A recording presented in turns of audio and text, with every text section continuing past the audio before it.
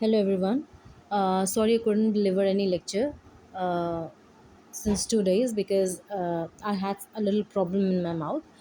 Uh, it was quite difficult for me to speak. Okay. So today we will try to finish off post-structuralism and all the post-structuralists associated with this theory. Okay. So let's start. We have already finished structuralism, right? Now if you would have revised post this thing structuralism, तो थोड़ा सा उसकी knowledge की भी हमको ज़रूरत पड़ेगी उसका, क्योंकि तो बेहतर होगा कि आप रिविजन करके आओ स्ट्रक्चरलिज्म का. Because what is post structuralism basically, it is the exact opposite of structuralism. ठीक है, so it is very essential that you know what you mean by structuralism, what were the ideas associated with the theory of structuralism. ठीक है. Now see, post structuralism rejected almost all the ideas of structuralism. Okay. And there were a few of course rollerbards. There were many structuralists who later realized that they should uh, go for post structuralism. For example, we have our rollerbards. If you remember, structuralism में भी आपने rollerbards को पढ़ा था, and then in post structuralism also you are going to read rollerbards. Okay. And there are other figures also. For example, we had this thing, what was his name? Yeah, this man, Foucault. Foucault was also a structuralist initially, but then later he also favored post-structuralism. Then we had this Derrida also. He was also post this thing structuralist initially, but then later, later in his career, he had gone for post-structuralism. He became a post-structuralist. Okay, so there are certain major concepts. Yeah.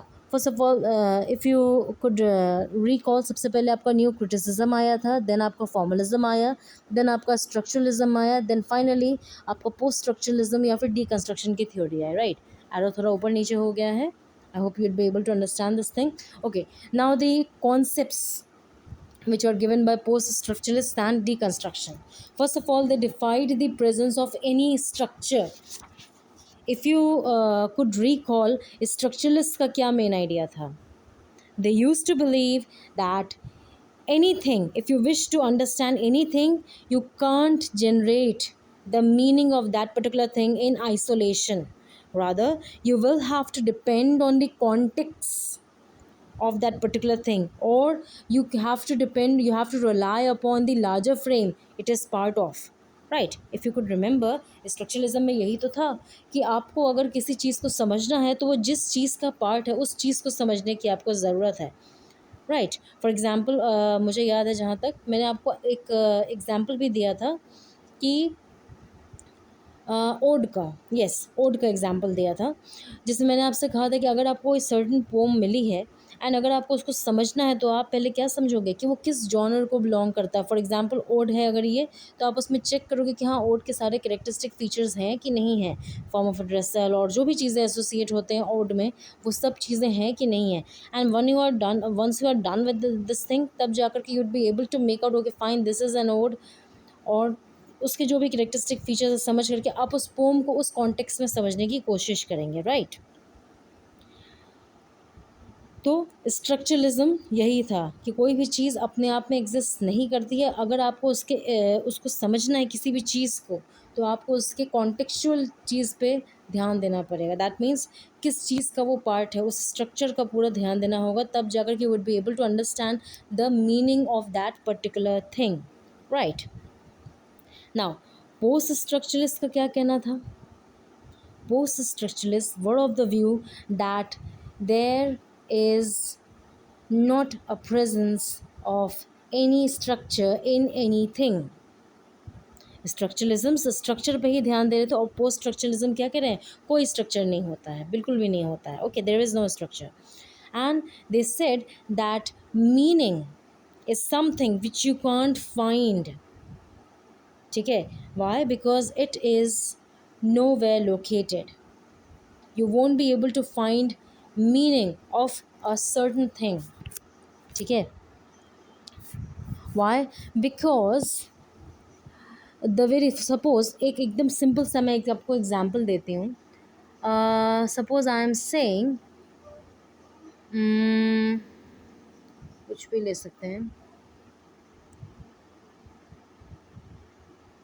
कोई चीज़ क्या लिया जाए. Yes, suppose I से blue pen. ठीक है, blue pen. मैंने आपसे बोला कि oh I am holding a blue pen in my hand. ठीक. Now the moment I say that I am holding a blue pen in my hand, तो you will imagine a blue pen in your mind. तुरंत आपके दिमाग में आएगा a hand holding a blue pen. But then the problem would be कि हर किसी इंसान, जिन लोगों ने मेरे इस लेक्चर को सुना अभी अभी, हर किसी के दिमाग में एक डिफरेंट इमेज आ रही होगी पेन की. ब्लू ही चलेगी सब, लेकिन सारे जितने भी लोग हैं सबके अपने अपने मन में एक डिफरेंट टाइप का इमेज आ रहा होगा दिमाग में.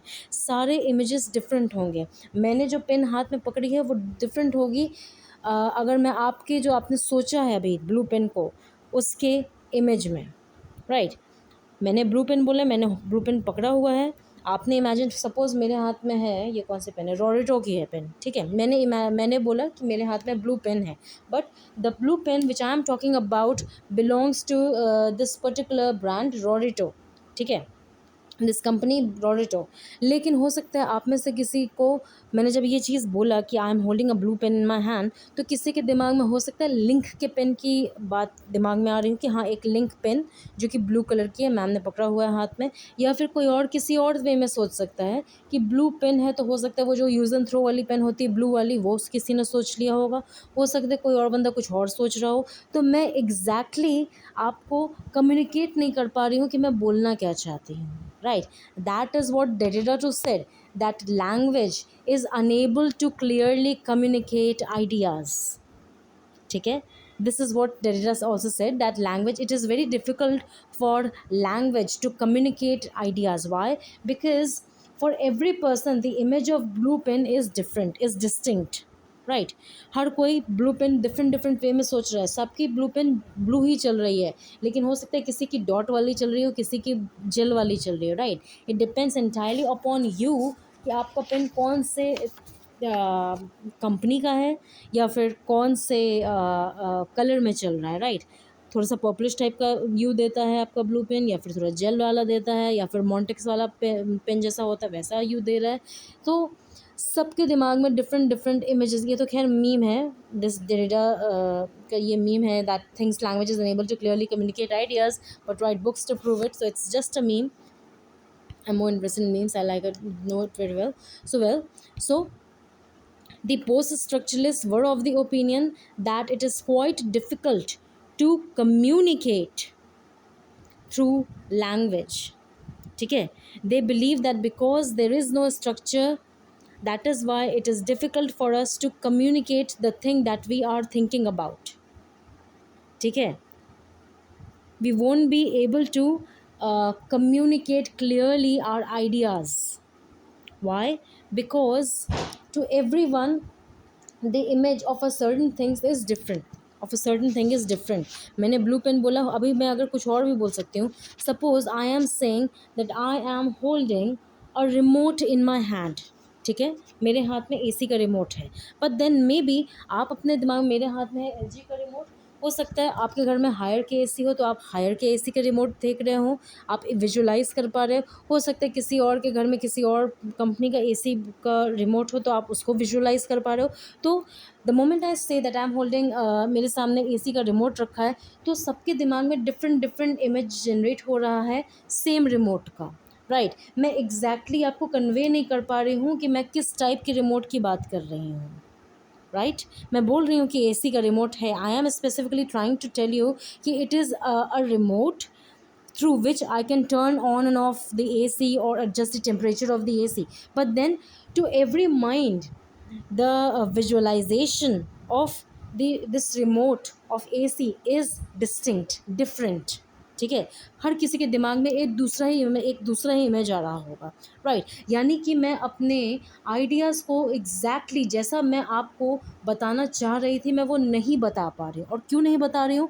क्योंकि मैं जो भी बोल रही हूँ उसमें कोई स्ट्रक्चर ही नहीं है। That is what these post structuralist were of the view of, ठीक है, कि there is no structure, that is why they defied the presence of any structure in text, in the text, ठीक है। उनके हिसाब से देयर इज़ नो स्ट्रक्चर, और इसी वजह से आप चाहे जितनी भी कोशिश कर लो किसी एक पर्टिकुलर आइडिया को कम्युनिकेट करने का, आप उसको exactly as it is communicate कभी नहीं कर पाओगे, ठीक है। वाई? क्योंकि कोई स्ट्रक्चर ही नहीं है, ठीक है, टेक्स्ट में कोई स्ट्रक्चर नहीं है, इसीलिए मीनिंग जो है किसी भी टेक्स्ट का वो कहीं भी नहीं लोकेटेड है, ठीक है। It is you would not be able to find meaning in any text because language, it is quite difficult to use language to communicate the exact idea that you are thinking of, ठीक है। Now this is what the first idea that has been given by the post structuralists, that meaning is something which is not located anywhere. You won't be able to find meaning in anything. Why? Because they lack structure. Any text lack structure. Okay. वही अगर structuralism के base के बारे में सोचे तो हम लोगों को क्या बताया गया था स्ट्रक्चरलिज्म में? मैंने क्या बताया था कि किसी भी चीज़ का अगर आपको मीनिंग देखना है तो उसके लार्जर फ्रेम में जाकर के देखिए, उसके कॉन्टेक्स्ट पे ध्यान दीजिए, राइट। लेकिन यहाँ पे पोस्ट स्ट्रक्चरलिस्ट क्या कर रहे हैं कि मीनिंग तो आपको मिलने से रहा, right. You won't be able to find meaning in any text, ठीक। स्ट्रक्चरलिज्म का कहना था कि टेक्स्ट में ही आपको मीनिंग मिलेगा, उसके लार्जर पार्ट पे देखिए, उसके मेन स्ट्रक्चर पे ध्यान दीजिए। और वही पोस्ट स्ट्रक्चरलिज्म क्या कह रहे हैं कि स्ट्रक्चर तो होता ही नहीं है, ठीक है। Now next is they said no to binary opposition. If you remember, what do you mean by binary opposition? कि किसी भी एक चीज़ को अगर समझना है हमें तो हमें उसके जस्ट अपोजिट वाली चीज़ को भी जानना पड़ेगा। For example, if I am saying, suppose I am saying good, ठीक है। अब मुझे अगर मैं अगर बोल रही हूँ कि I am a good girl, ठीक है, suppose I am saying that I am a good girl. Now the moment I say I am a good girl, you will have to understand कि कौन कौन सी चीज़ें जो होती हैं वो बैड होती हैं, राइट। जब तक आपको ये नहीं पता होगा बैड क्या है, तब तक आप ये नहीं समझ पाओगे कि मैं अगर ये बोल रही हूँ sentence that I am a good girl तो मैं किस वे में बोल रही हूँ, राइट। आपको पता होना पड़ेगा कि गलत चीज़ें क्या हैं। हो सकता है मैं कोई काम गलत कर रही हूँ और आपको समझ नहीं आ रहा है, तो इसीलिए अगर हमें गुड को समझना है तो हमें बैड भी जानना बहुत ज़्यादा ज़रूरी है, राइट। एरोपैजिटिका पढ़ा है, उसमें भी तो यही आइडिया था।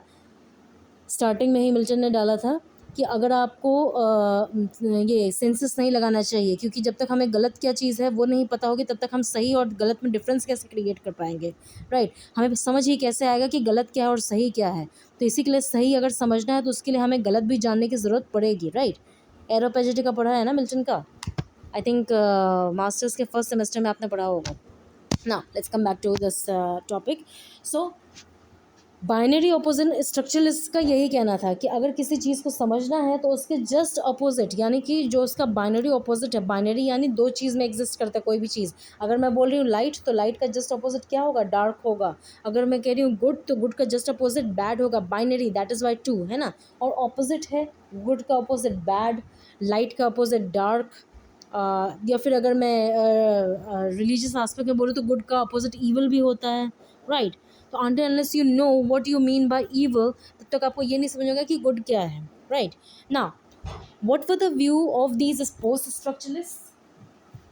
They were of the view that we should say no to the concept of binary opposition. Why?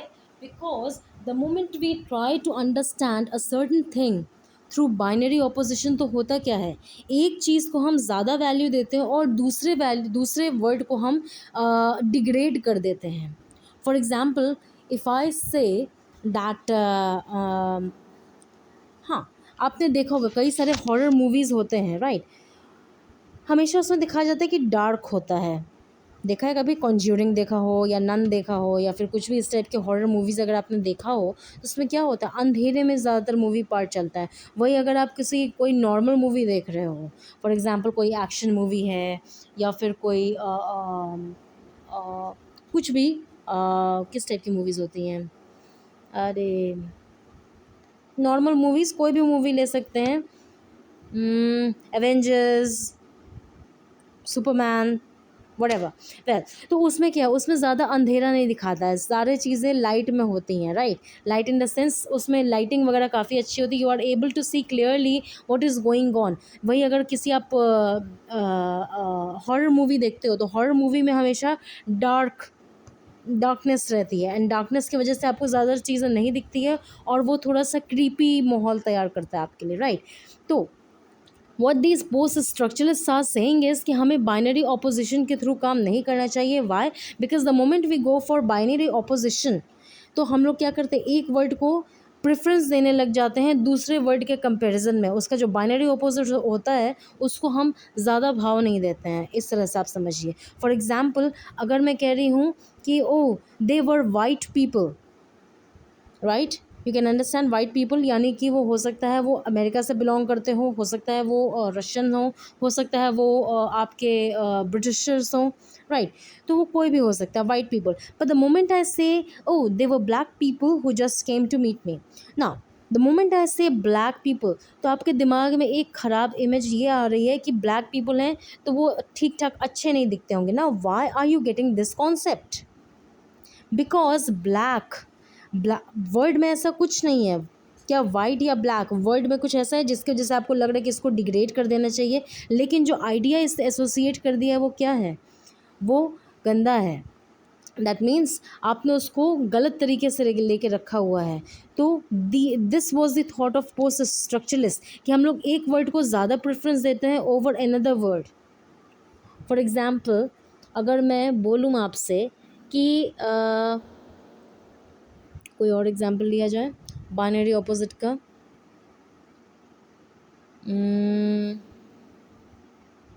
White black का ही अच्छा ऑपोजिट एग्जांपल था।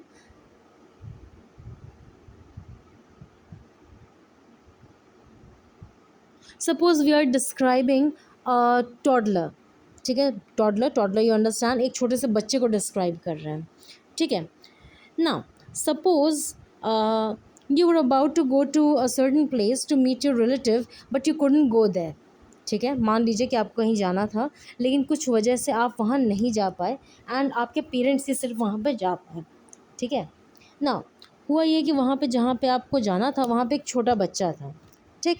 And the description that your parents gave you was कि वहाँ पे एक छोटा सा बच्चा था जो कि वही टॉडलर अपना, जो देखने में थोड़ा सा उसका रंग दबा हुआ था, right.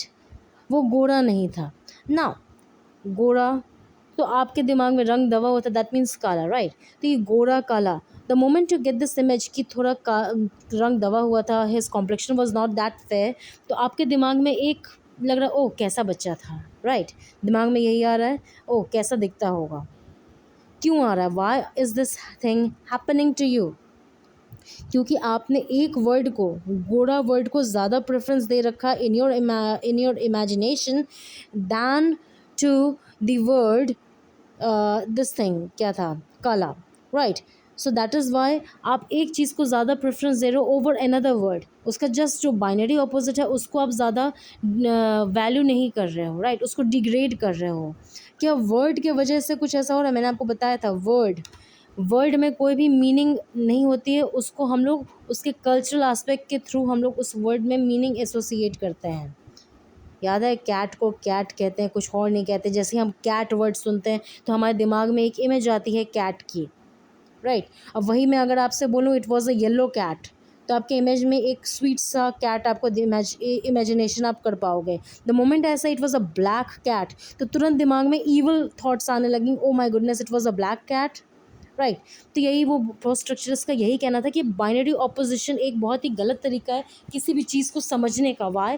Because by using the concept of binary opposition what we are actually doing is we are giving preference to one word over another word, over the word opposite to that particular word. ठीक है. So this was the idea.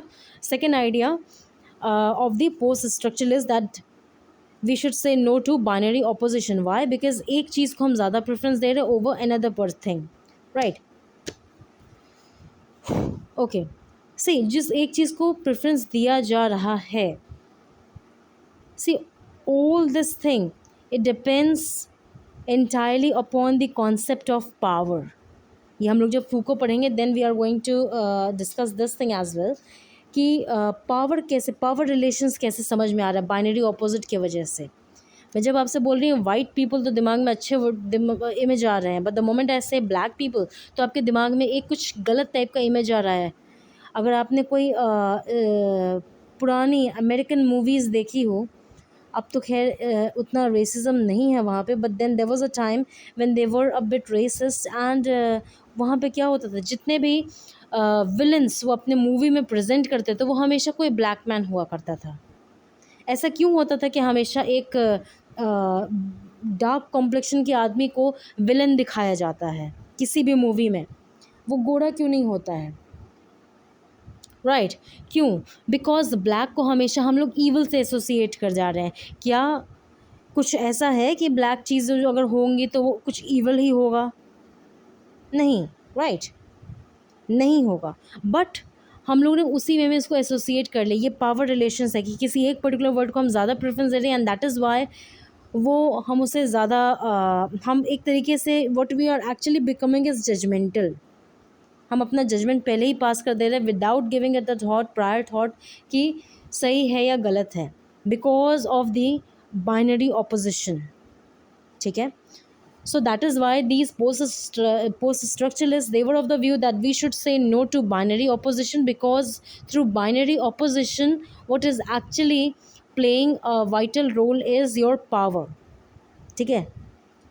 Power काफ़ी इससे मतलब power play काफ़ी ज़्यादा हो रहा है because of this thing. Power play in the sense कि पावर का रोल काफ़ी ज़्यादा आपको देखने को मिल जा रहा है. जब हम वाइट बोलते हैं तो दिमाग में ढंग की इमेज आती है, बट द मोमेंट ऐसे ब्लैक तो दिमाग में ख़राब इमेज आ रही है. फॉर एग्जाम्पल दूसरा चीज़, जैसे मैंने स्टार्टिंग में आपको मूवी का एग्जाम्पल दिया था, लाइट एंड डार्क. लाइट में दैट मीन्स अगर लाइटिंग वगैरह अच्छी है देन यू बिलीव दैट हाँ ये अच्छी जगह है, यहाँ पे बैठने लायक है. बट द मोमेंट सपोज़ आप घूमने गए हो और एक ऐसे होटल रूम में आप जा रहे हो जहाँ पे अंधेरा ज़्यादा है, तो तुरंत आपको क्रीपी टाइप की फीलिंग आ रही है. क्यों आ रही है? बिकॉज आपने डार्क इमेज को दिमाग में बैठा के रखा कि डार्कनेस है तो ख़राब ही होगा. राइट. तो ये पावर प्ले चल रहा है यहाँ पे. पावर का एक बहुत ही सिग्निफिकेंट रोल आपको देखने को मिल रहा है, even though you are not able to realise this thing, but then this thing is actually happening. ठीक है. So that is why these post structuralist they were of the view that we should say no to binary opposition. ठीक है. Now the third concept, third important concept given by these post structuralists, third and the last concept was that they have rejected the concept of center. According to the post structuralists, center के concept को उन्होंने reject कर दिया था. Centre का मतलब, centre मतलब क्या होता है? Come on. सपोज आपका घर, ठीक है, your home is located somewhere in Civil Lines. What will you say? You will say, oh, my home is situated in the heart of the city, right? इसी तरह से आप डिस्क्राइब करोगे. बट द मोमेंट मान लीजिए आपका कोई फ्रेंड है एंड उनका जो घर है वो किसी इलाहाबाद के दूर के जगह पे है. ठीक है. मान लीजिए it is somewhere around Rawatpur या फिर झलवा या फिर नैनी. तो the image that you get in your mind is that of कि अरे इसका तो घर काफ़ी दूर है. राइट. अच्छा नहीं होगा, काफ़ी ख़राब जगह पे इसका घर है. Right. Why are you associating such meaning to a particular area? जितना ज़्यादा हम सेंटर से दूर जा रहे हैं उतना ज़्यादा दिमाग में हमारे ख़राब इमेज क्यों आ रही है? Why is it happening? थोड़ा बहुत ये बाइनरी ऑपोजिशन की तरह ही है. जब हम कहते हैं कि कोई चीज़ सेंटर में है तो हम उस चीज़ को ज़्यादा वैल्यू देते हैं, right. And the moment we say कि कोई चीज़ आउटस्कर्ट पे है, सिटी के आउटस्कर्ट पे इनका घर है, तो हम लोग के दिमाग में क्या आता है कि ओह काफ़ी दूर है इनका घर। तो why are we giving this particular thing to this particular relevance to the thing which is situated in center than to the thing which is situated at the outskirt of a particular city? Getting it? तो या फिर आप literature में ही देख लीजिए, आपको literature में भी मिल जाएगा कि अगर हम लोग कहते हैं कि हाँ कोई ब्रिटिशर हैं या फिर कोई अमेरिकन है, इस टाइप की अगर कोई नॉवल आ रहे हैं तो we give it good importance, right. But the moment we say कि ये मार्जिनलाइज्ड एरिया से बिलोंग करते थे तो दिमाग में कई सारे उल्टी सीधी इमेज आती हैं। मान लीजिए कोई इंडियन राइटर ही है आपके कोर्स में, ठीक है, तो अगर आपको पता चल जाए कि वो किसी गांव से बिलोंग करते थे and he never had the opportunity to live in a city, तो दिमाग में एक गलत इमेज जाएगी, अरे गांव का आदमी था, क्या लिखेगा, नेचर के बारे में लिखेगा, यही सब करेगा, कोई ऐसा खास स्टोरी नहीं होगा। क्यों? Why? Because that person might not be very literate, यही दिमाग में जाएगा। Why are you associating certain concepts to the concept of center और to the concept of marginalized areas? यहाँ पे भी पावर का काफ़ी ज़्यादा रोल आपको देखने को मिल रहा है। So that is why these post structuralist they were of the view that we are going to reject the concept of center. Center is nothing, ठीक है, हम सेंटर में कोई बिलीफ नहीं रखेंगे। There is nothing which you may call center, कोई center नहीं है, ठीक है। तो सेंटर को भी इन्होंने रिजेक्ट किया। तो पहला कॉन्सेप्ट ये था that they defied the presence of any structure, कोई स्ट्रक्चर होता ही नहीं है। सेकेंड थिंग, बाइनरी ऑपोजिशन में वो कोई बिलीव नहीं रखते थे। And third last thing is that they rejected the concept of centre. किसी भी टेक्स्ट में कोई भी सेंटर ढूंढने की कोशिश मत कीजिए, just read the text as it is and look for the text itself. You don't have to go and look for the overall structure of that particular thing. Why? Because there is no structure that you can find in any text. It would be quite difficult for you to understand any structure in the text. Okay, now these were the three main concepts which were given by post structuralists. Now there is a question,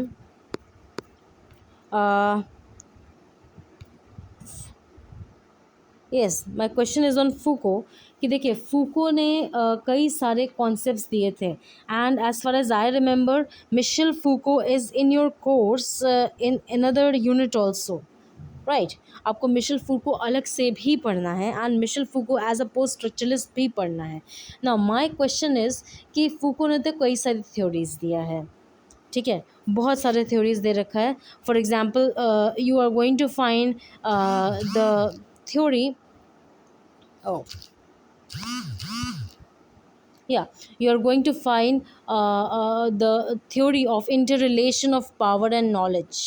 Then he has also talked about the phenomena of discourse. Then we have views on history, and then there are other theories as well. For example, your this thing, history of punishment and how power operates in the society, his theory of panopticism. And then he has also talked about prison system. Then he has given a theory on sexuality as repression, as a form of repression. And then theory of madness, evolution of medicine. Now my question is कि आपको कौन कौन से concept पढ़ाए गए हैं? If you are going to tell me कि which concepts I have to put emphasis on, तो हम लोग सिर्फ उन्हीं सारे कॉन्सेप्ट्स पे ध्यान देंगे। बाकी जितने भी कॉन्सेप्ट्स हैं जिस पे ध्यान नहीं देना है उसको हम लोग नहीं डिस्कस करेंगे, because we do not have much time. 3-4 दिन में आपका एग्ज़ाम्स है, right. So it would be better मैं आपको वही सारे थ्योरीज मिशेल फूको के बताऊं जो आपके काम के हों। तो do let me know in the comment section कि which topics you have been told. मैंने आपको सारे टॉपिक्स बता दिए जो जो आपको मिशेल फूको में मिल जाएंगे, किस किस जिस कॉन्सेप्ट पे इन्होंने काम किया हुआ है, इनके काम हमें देखने को मिल जाएंगे। पहला था आपका पावर नॉलेज का inter relation. Then we have history पे क्या इनके व्यूज़ थे। फिर पनिशमेंट को लेके इनका क्या कहना था, द हिस्ट्री ऑफ पनिशमेंट, या फिर पावर कैसे ऑपरेट करता है सोसाइटी में, प्रिजन सिस्टम क्या होता है, पेनॉप्टिसिज्म क्या होता है, राइट। फिर sexuality as a form of repression, sexuality कैसे आपको रिप्रेस करता है. Then he has given the theory of this thing, evolution of medicine and the theory of madness also, and yes, this phenomena of discourse. तो इन the comment section do let me no कि कौन कौन से topics आपको पढ़ने हैं. इन्होंने लगभग 6-7 थ्योरीज दे रखे हैं, उसमें से कुछ ही आपको पढ़ने होंगे, आई गेस सो. ठीक है, अगर सारे पढ़ने हैं तो please let me know that also कि you have to be taught each and every theory that he has given. अगर सारे नहीं हैं आपके कोर्स में तो do let me know that thing as well. ठीक है, okay, thank you class, that's all in this lecture. अगर पोस्ट स्ट्रक्चरिज्म अभी भी नहीं समझ में आ रहा है तो एक काम कीजिएगा, उसको थोड़ा सा आप जाके एक बार बुक से रीड कीजिएगा. अगर मुझे हो पाया तो मैं इसके ऊपर कुछ नोट्स भी आपको दे दूँगी, मे बी आपको मेरे नेक्स्ट लेक्चर के डिस्क्रिप्शन बॉक्स में वो नोट्स मिल जाएँ. ठीक है, जस्ट चेक इट. क्योंकि प्रीवियसली मुझे एक जो स्ट्रक्चरलिज्म का लास्ट लेक्चर था where I discuss some questions that I framed on structuralism. So someone messaged me कि the questions are not clearly visible, तो मैंने उसके डिस्क्रिप्शन बॉक्स में डाल दिया था क्वेश्चन सारे. जो भी क्वेश्चंस मैं आपको स्क्रीन पर दिखा रही थी वो आपको डिस्क्रिप्शन बॉक्स में भी दिख जाएगा. यूट्यूब लिंक जहाँ पे रहता है उसके नीचे जो डिस्क्रिप्शन बॉक्स रहता है उसमें आपको मिल जाता है वो सारे क्वेश्चंस. ठीक है, वैसे ही मैं आपको पोस्ट स्ट्रक्चरलिज्म का भी जो मेन थ्योरीज़ हैं उसके ऊपर जो भी मुझे इजी लैंग्वेज में मुझे लिख पाऊँगी मैं उसको आपको लिख करके नेक्स्ट लेक्चर के डिस्क्रिप्शन बॉक्स में डाल दूँगी. अगर आप मुझे बता दो कि आपको फिर भी नहीं समझ में आ रहा है, इस लेक्चर के बाद भी नहीं समझ में आ रहा है तो ठीक है. क्योंकि ये कॉन्सेप्ट थोड़ा सा, क्योंकि स्ट्रक्चरलिज्म में आपने एक चीज़, एक थ्योरी आपने पढ़ लिया, अब उसके जस्ट अगेंस्ट सोचना ये थोड़ा सा डिफ़िकल्ट हो सकता है. I can understand this thing. तो इसी के लिए अगर आपको कोई डिफ़िकल्टी है पोस्ट स्ट्रक्चरलिज्म को समझने में, even after going through the book, then only, ठीक है, तो फिर आप कमेंट सेक्शन में इसको डालिए. मैं उसके ऊपर नेक्स्ट लेक्चर में उसको मैं तुरंत डाल दूँगी. नेक्स्ट लेक्चर अभी कुछ ही देर में आ जाएगा आपका, because we do not have that much time. तो मैं कोशिश करूँगी आज ही ज़्यादा से ज़्यादा टॉपिक्स मैं फिनिश करने की कोशिश करूँ. ठीक है, हम लोगों को अभी पोस्ट स्ट्रक्चरलिज्म के बाद I think we have to go for Marxism and then for post colonialism, right. यही सारे चैप्टर्स डिमांड किए गए हैं. तो जितना जल्दी हो सके आप मुझे कमेंट करिएगा जो भी आपकी प्रॉब्लम्स हैं, एंड फूको के बारे में बता दीजिए कि आपको कौन कौन से थ्योरीज पढ़ाना है. Okay, thank you class, that's all for today, I mean for this lecture. Okay, thank you.